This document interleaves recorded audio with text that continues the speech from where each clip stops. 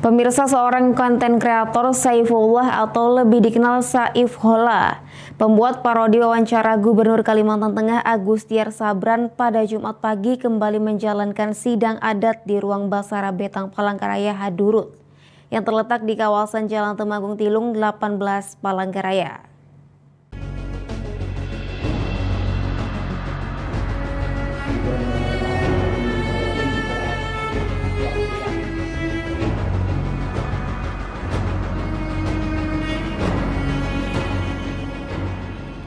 Pembuat konten kreator asal Palangkaraya bernama Saifullah atau Saif Holla yang membuat parodi wawancara Gubernur Kalimantan Tengah Agustiar Sabran.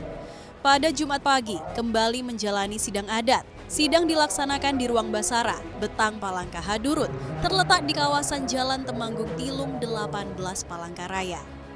Pemanggilan terhadap Saifullah berdasarkan surat keputusan Dewan Adat Dayak Kota Palangkaraya nomor 12 DA DPRV 2025. Sidang adat ini pun dipimpin oleh Damang Let Mantir Basarahai serta dihadiri pihak pelapor dari kelompok adat Pandawa. Dalam isi gugatan disebutkan bahwa video tersebut menayangkan dirinya yang sedang mewawancarai gubernur. Saifullah lalu menjawab dengan nada diduga, seolah mengolok dan menghina dari pembicaraan gubernur. Atas dasar itulah pihak Dewan Adat menilai tindakan itu tak hanya melukai pribadi gubernur, tapi juga mencoreng martabat khususnya masyarakat adat Dayak. Selama persidangan terlapor bersikap jujur, sopan dan kooperatif dan juga mengakui tidak memiliki profesi sebagai wartawan.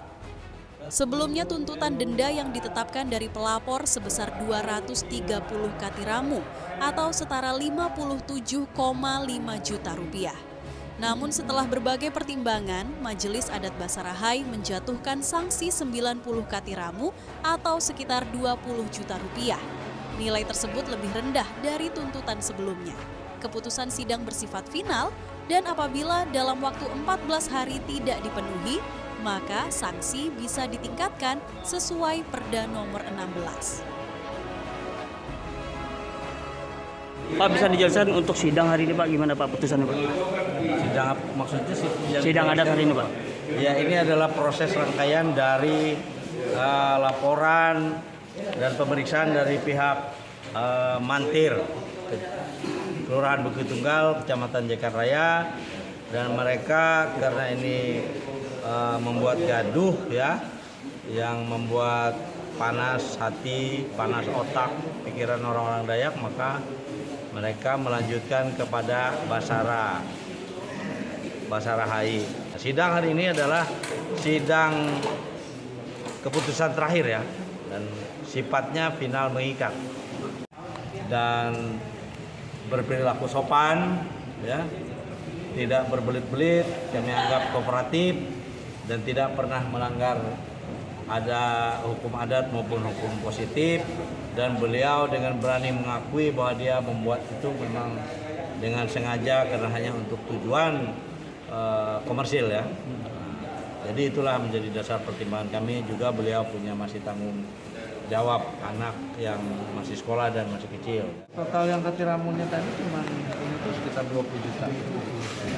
Dari tuntutan yang sebelumnya 85 juta, lalu diturunkan mereka menjadi 50 juta, dan kami yang memutuskan dari tuntutan mereka 57 juta itu kami putuskan 20 juta.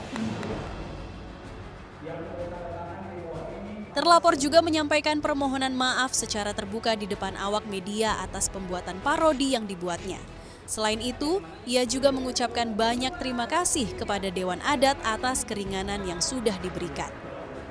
Tapi mungkin ada penilaian lain yang mungkin saya di luar saya ketahui, tapi saya berterima kasih atas pengurangan itu. Untuk harapannya Bang, gimana Bang ke depan? Untuk harapan sebagai dari sudut pandang konten kreator, saya rasa beberapa kali diucapkan oleh mereka, Dewan Adat, atau siapapun yang menghubungi saya tentang ini, kalau tidak masalah dalam kita berkarya, tapi dalam karya itu kita tentu ada pertimbangan-pertimbangan yang mesti kita lakukan. Jadi tidak asal, dan semoga ini menjadi pembelajaran buat saya dan orang lain maupun di Kalimantan ataupun di luar Kalimantan, agar kita bisa lebih selektif lagi dalam membuat konten seperti itu. Dari Palangkaraya, Kalimantan Tengah, Harizal Fadli, Dayak TV mengabarkan.